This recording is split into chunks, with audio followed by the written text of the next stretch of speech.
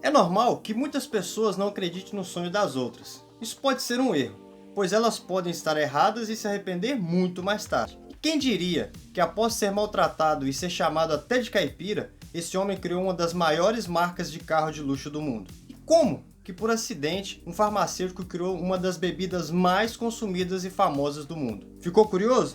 Então vem comigo que eu te mostro tudo. Fala, seus caçadores de trem na internet, eu sou o Fábio e sejam muito, mas muito bem-vindos ao meu canal. Ah, e não esquece do like, então bora lá.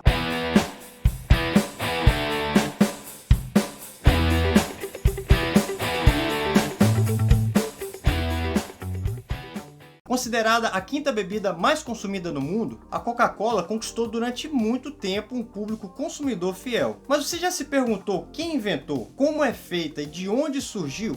Fica comigo nesse vídeo que eu vou te mostrar tudo. Atualmente, presente em quase todo o mundo, apenas 2 países ficam de fora da fabricação e comercialização da Coca-Cola, por questões que envolvem embargos comerciais, essa burocracia toda, que são Cuba e Coreia do Norte. Iniciou-se no ano de 1886, em Atlanta, nos Estados Unidos. John Pemberton, um farmacêutico da época, resolveu criar um xarope para problemas de indigestão. Assim, no dia 8 de maio, John criou a fórmula que deu origem à bebida mais famosa do mundo. Se o cara do Eno Guaraná tivesse criado primeiro, hoje a gente teria Coca em pó. Deu mole? A Coca-Cola iniciou seu legado sendo comercializada pela primeira vez em uma farmácia, onde o xarope era misturado com água gaseificada. Porém, era vendida por 5 cêntimos o copo. Além de que praticamente apenas 9 copos eram comercializados por dia. Contudo, a bebida chamou atenção. Vendo que sua invenção tinha um grande potencial, o seu contador Franklin Robinson idealiza a bebida Coca-Cola. John Pemberton, o criador mesmo da fórmula, ele era um farmacêutico assim fanático em manipular fórmulas medicinais. Porém, era viciado em morfina. Vício esse que o levou para... Porém, Pemberton morreu 2 anos depois de criar a fórmula da Coca-Cola. Assim, em 1891, surge a The Coca-Cola Company, fundada pelo seu contador Franklin Robinson e seus irmãos farmacêuticos Asa Candler e John Candler. Que a fórmula da Coca-Cola é guardada até hoje às 7 chaves, ninguém discute. Mas e que ela era feita com uma das drogas mais consumidas no mundo até hoje, a cocaína? Sim, há relatos e evidências históricas de que a droga era usada junto à composição da bebida. Uma média de 60 mg em cerca de 240 ml da bebida. Porém, foi retirada totalmente da fórmula no ano de 1903. Ainda bem, né? Porque seria mais difícil correr da polícia com a garrafa de Coca-Cola no bolso. Os caras aí. Seu primeiro anúncio aconteceu 3 semanas após a sua ida para o mercado, que se deu no dia 8 de maio de 1886. Anos mais tarde, a Coca-Cola faria parte de um dos acontecimentos mais históricos do mundo, a Segunda Guerra Mundial. Milhares de garrafas de Coca-Cola foram fornecidas e consumidas pelo pessoal do serviço militar durante a guerra. Como o açúcar era uma ótima fonte de energia, na época acabou sendo racionado, porém não se aplicou muito na produção da Coca-Cola, que continuou a, entre aspas, patrocinar a guerra como uma jogada esperta de marketing. Marketing esse que fez crescer ainda mais essa marca que está cada dia mais presente em nossas mesas. Lamborghini. Fundada em 1963 por Ferruccio Lamborghini, Ferruccio era dono de uma empresa de tratores agrícolas. Como a maior parte da elite da época, ele tinha uma Ferrari. Certo dia, surgiu um problema mecânico no seu carro e ele foi analisar e viu que existia um mau funcionamento na embreagem do carro e que a peça se parecia muito com o modelo que ele usava na sua linha de tratores. Então, o dia que ele foi fazer a revisão do carro, ele acabou encontrando com Enzo Ferrari, o dono da marca, e reclamou com ele sobre o defeito na embreagem. E o cara tratou ele com o maior pouco caso, dizendo como se ele fosse um caipira que entendia era de tratores e não de carros de luxo. Ferruccio se ofendeu, é claro, foi embora, ele mesmo resolveu o problema do carro, mas prometeu a Enzo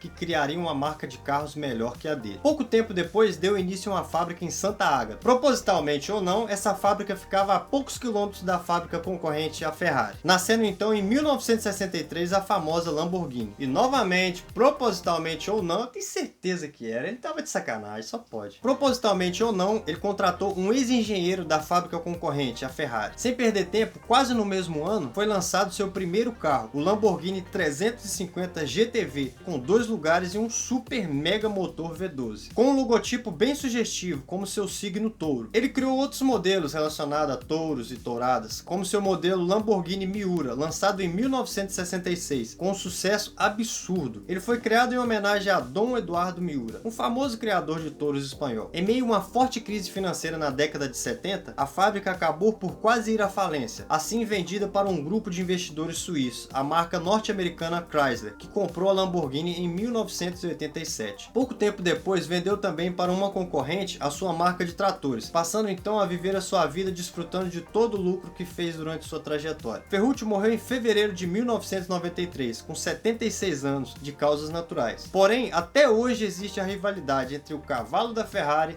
e o touro da Lamborghini. Quem diria, né? Depois de ser maltratado, o cara criou uma das maiores marcas de carro de luxo do mundo. Harry Potter. Você já ouviu falar em J.K. Rowling? J.K. Rowling? John A. Rowling? Provavelmente não. E Harry Potter? O menino bruxo que conquistou não só os livros, mas também os cinemas. Mas existe uma história tanto triste quanto de superação por trás dessa saga. Nascida em 1965 na Inglaterra, J.K. Rowling é uma escritora britânica, a criadora de Harry Potter. Porém, J.K. passou por maus bocados, de desemprego, dificuldade, depressão, até bilionária na Forbes. Foi em 1990, durante uma viagem de trem de Manchester até Londres, que a ideia mais incrível de J.K. Rowling veio à tona. Seu trem estava atrasado 4 horas, e foi durante esse tempo que ela desenvolveu a história de Harry Potter, um menino órfão aparentemente comum, que aos 11 anos descobre que é um bruxo. Joanne conta que passou todo o tempo da viagem apenas pensando como ia desenvolver a história, pois ela não tinha nem papel e nem caneta na mão para anotar nada. Após a morte de sua mãe, resolveu se mudar para Porto, Portugal, onde passou a ministrar aulas de inglês. Lá se casou, teve uma filha chamada Jéssica, porém seu casamento com o jornalista Jorge Arantes foi bastante conturbado. Se separaram quando Jéssica ainda era bebê. Joanne se mudou com Jéssica para Edimburgo, na Escócia, em 1994. Chegou a desenvolver depressão, pois não tinha perspectiva nenhuma de vida e nem de carreira. Já não tinha dinheiro e dependia inteiramente do seguro-desemprego oferecido pelo governo britânico, mas estava determinada a terminar seu primeiro livro. Joanne cuidava da filha durante a maior parte do dia, e quando a menina dormia, colocava ela num carrinho e sentava para escrever num café próximo ao seu apartamento. Foi nesse café que enfim Rowling terminou de escrever o seu primeiro volume da série, Harry Potter e a Pedra Filosofal. Decidiu então enviar seu roteiro para algumas editoras, recebendo várias, mas várias recusas. Depois de tantas negativas, Joanne conseguiu finalmente uma resposta da Bloomsbury, uma pequena editora inglesa. O agente literário da editora queria ler o restante do texto. Segundo ela, foi a melhor carta que já recebeu na vida. Um fato curioso é que Joanne deve parte do seu sucesso à filha do dono da editora. A menina leu os 3 primeiros capítulos e imediatamente já queria o resto. Mesmo assim, os editores não acreditavam que seria um grande sucesso. Barry Cunningham, o editor de JK, até aconselhou ela a procurar um emprego fixo, uma vez que seria impossível ganhar dinheiro vendendo livro para criança. Mal sabia ele que estava completamente enganado. Antes ainda do sucesso, ela sofreu assim que meio um preconceito. A autora precisou adicionar o K no nome por sugestão de Cunningham, que disse que seria difícil que os leitores comprassem um livro escrito por uma mulher. Por isso, em vez de Joanne Rowling, que é seu nome, as capas foram creditadas por J.K. Rowling, ou J.K. Rowling. O K é de Kathleen, que veio do nome da sua avó paterna. Então, em 26 de junho de 1997, foi publicado o primeiro livro que mudaria totalmente a vida da escritora, nascendo então Harry Potter e a Pedra Filosofal. O livro que os editores acharam que não chegaria a ser um sucesso, vendeu no mundo todo mais de 120 milhões de cópias. De fato, a saga Harry Potter foi um sucesso de vendas, com mais de 500 milhões de cópias em mais de 50 línguas. Os livros foram transformados em 8 filmes que são recorde de bilheteria no mundo todo. É aquela velha história, né? Se você tem um sonho, cara, vai fundo. Pode ter certeza que uma hora vai chegar a sua vez.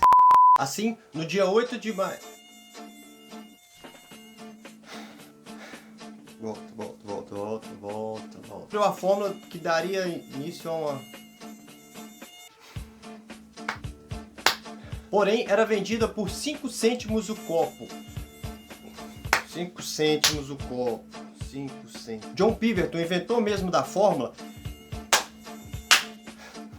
Achei que ele tem problema com tudo, menos pernilongo.